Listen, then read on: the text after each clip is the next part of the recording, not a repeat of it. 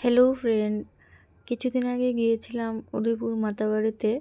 তো কিছুদিন বলতে বেশ অনেক দিনই হয়ে গেছে। তো ভিডিওটা ছিল দীপাবলির আগের। তো আর ভিডিওটা ছাড়তে পারছিলাম না, তো আজকে এটা তোমাদের সাথে শেয়ার করছি। তো হঠাৎ করে যাওয়া হয়েছিল, তাই কোনো প্রিপারেশন ছাড়াই তো গিয়েছিলাম। আমার যে ননাস ওদের সাথে গিয়েছিলাম, আমার শাশুড়ি মা আর আমার মেয়ে, আমরা ওদের সাথে গিয়েছিলাম। তো যেতে যেতে রাস্তার ধারে যা যা কিছু ছিল সবগুলো তোমাদেরকে একটু দেখালাম। তো ওইখান দিয়ে যেতে রাস্তাটা খুবই ভালো লাগে। এখানে দেখো আমরা চলে এসেছি। আর এখন উদয়পুর মাতাবাড়িটা অনেকটাই সুন্দর লাগে দেখতে, তবে গাছগুলি নেই, তবে ছায়াটা একটু কম, কিন্তু ভালোই লাগে দেখতে। কাজ চলছিল, তো আমরা এখানে একটা সাইডে পুকুরের ধারে যে জায়গাটা আছে ওইখানে আমাদের গাড়িটা পার্ক করেছিলাম। তো সেখানে থেকেই একটা পেয়ারার দোকান ছিল, তো ওইখান থেকে আমরা ভোগ দেওয়ার জন্য পেয়ারাটা নিয়েছিলাম। তো এই দেখো এই দোকানটা থেকে নিয়েছি আমরা। তো আর আজকে যাওয়ার উদ্দেশ্য হচ্ছে যে আমার যে ননাস ছিল ওরা একটা মানসিক করেছিল, তো সেটাই দেওয়ার উদ্দেশ্যে ওরা যাচ্ছিল। তো সে উদ্দেশ্যে আমিও গিয়েছি ওদের সাথে। তো আজকে যে রাস্তাটা দিয়ে মাতাবাড়িতে উঠছিলাম, তো এই রাস্তাটা দিয়ে আর কখনো উঠিনি। তো এই সিঁড়িগুলা নতুন করেছে। তো এখান থেকে এখন মাঝখানে যে সিঁড়িটা আছে ওইটা বন্ধ করে দিয়েছে, তার জন্য এখান থেকে উঠলাম। উঠে দেখো উপরটা দেখছি যে চারিদিকে অনেক কাজ করছে লোকে। তো এখনও তো অনেক কাজ আছে, কমপ্লিট করা হয়নি। তো উঠে এসে দেখলাম এখানে মস্ত বড় লাইন বুক দেওয়ার জন্য। তবে আমরা যেতে যেতে প্রায় 12টা হয়ে গিয়েছিল। তো দেখো কত বড় লাইন হয়েছে। তো গিয়ে প্রথমে ভাবলাম এত দেরিতে গিয়েছি আমরা, তো লাইনটা অনেক বড় ছিল। তো এই লাইনের ভিতর দাঁড়িয়ে প্রসাদটা দিতে অনেক টাইম লেগে যাবে। তো তারপর যাই হোক, যে কোনোভাবে আমরা খুব তাড়াতাড়ি সামনে থেকে দিয়ে দিয়েছিলাম।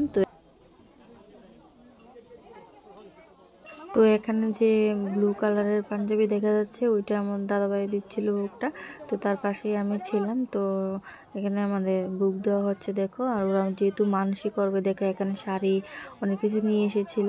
তো দেখো এখানে দিয়ে দিচ্ছে বুকটা, তো তার পাশে আমি দিয়ে দিয়েছিলাম।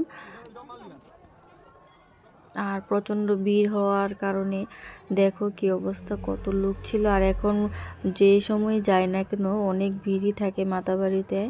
আগে এমন কোনো ভিড় থাকতো না, আগে বলতে অনেক বছর আগের কথাই বলছি, কিন্তু এখন অনেক লোক হয়। তুমি যে সময় যাও না কেন অনেক লোকই থাকে।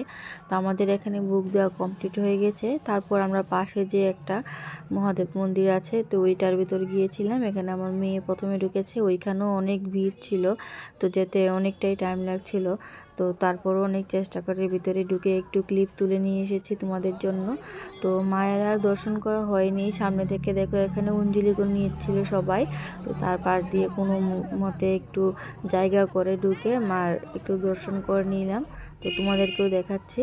তো তারপর আমরা এখানে সব দিকে ঘুরে ঘুরে নমস্কার দিয়েছিলাম।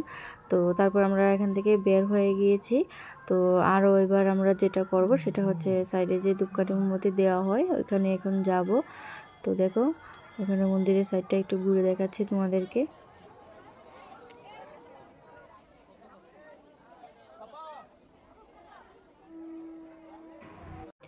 এখানে মেয়েকে নিয়ে চলে যাচ্ছি।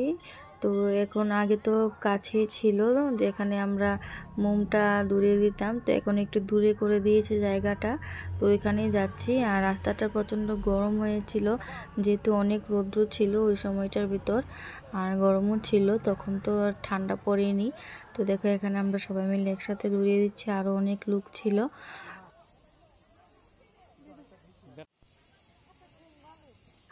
তারপর আমরা এখান থেকে গিয়েছিলাম। এখানে দেখো ফটো দিচ্ছিল, তো এখানে আমার মেয়েও একটা ত্রিশূল এঁকে নিয়েছে। তো আমিও এখানে বসে পড়লাম ফটো নেওয়ার জন্য। তো আমি ত্রিশূলটা আঁকিনি, তো দেখো তোমরা আমি কোন জিনিসটা দিয়েছিলাম। তো ভালোই লাগছিল দেখতে ফটোটা।